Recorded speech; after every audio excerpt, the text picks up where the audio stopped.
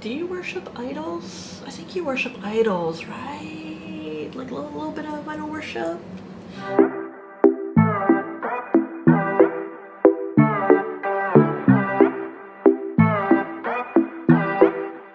Namaskaram, Vanakkam, welcome everybody.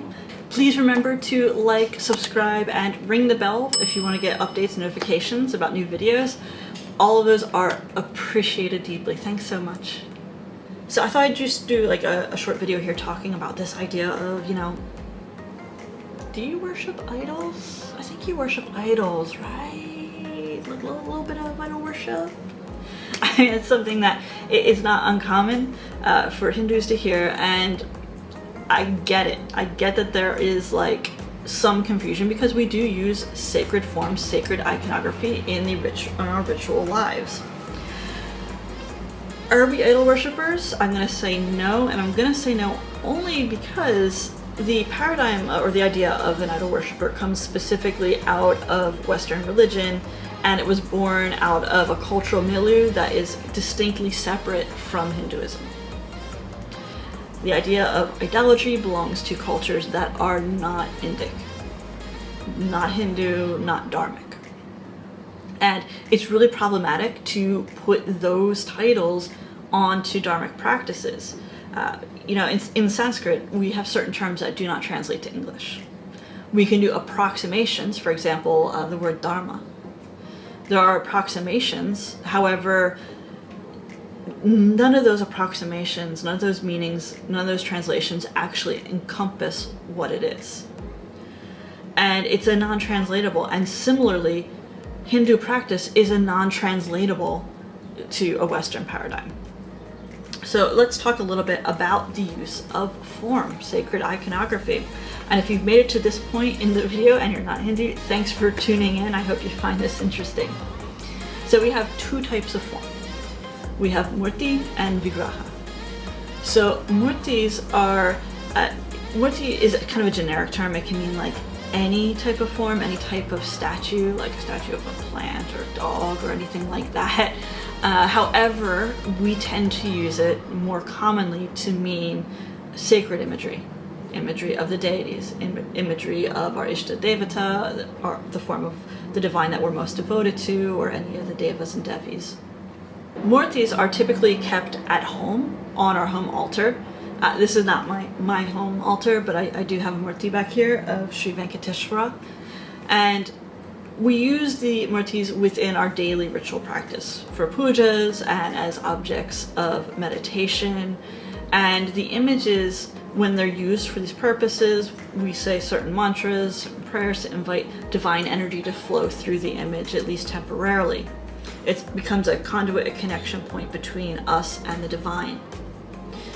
We may also use murtis to help dispel negative energy or to bring good fortune into the household, that type of thing.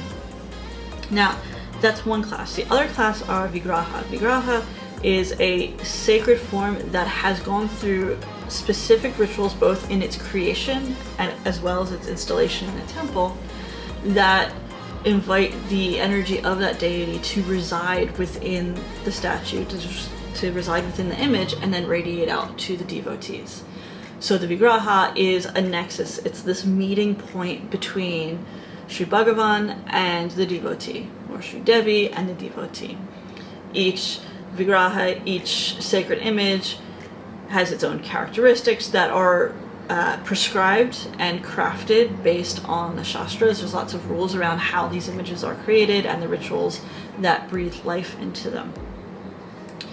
Once a murti becomes a vigraha, it is treated as though it is a living thing because it is that point, that meeting of the two worlds. On top of this,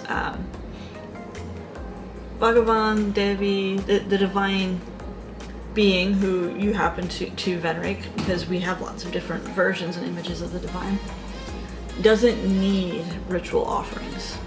However, out of grace and out of mercy allows us to do those things because we're incarnate, we're physical creatures that rely on the senses.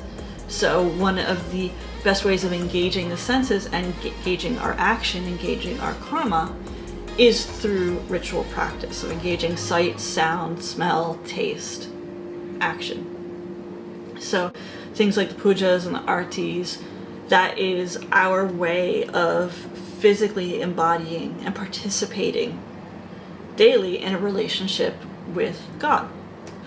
So in the Western paradigm, you might want to say, oh, that's idolatry, but it doesn't really fit for us, because as far as we're concerned, once the murti is engaged in the puja at home and the deity is invited to radiate through and asked to accept our offerings, or once the murti becomes a vigraha for permanently, that's it. It's no longer an ordinary statue. It becomes something sacred, something divine. And it becomes a way that we can engage in very practical, real, heartfelt ways with the divine. Some people, just to kind of confuse things a little bit, some people will have a vigraha at home. These will be like really pious people, because if you have a vigraha at home, there's certain rituals that you must do every day to maintain that sacred energy. Also, vigraha have to be made of certain materials, either certain types of metal or certain types of stone: marble, granite, gold, copper, silver. If you have a murti, then the rules are a bit more flexible. There's resin murtis and like marble dust murtis, that sort of thing. So some, like a very small number of Hindus, will have a vigraha at home. They've had training. It's a part of their requirements for their religious practice. Now here's the other confusing side. Murti is kind of like this ubiquitous term in that we'll like refer to either the deities at home or in the temple. We may just call them all murtis. But now you know that there is a distinction between those. So that's it for today. I hope you enjoyed it. Thanks so much for joining in, and I'll see you in the next video. Bye.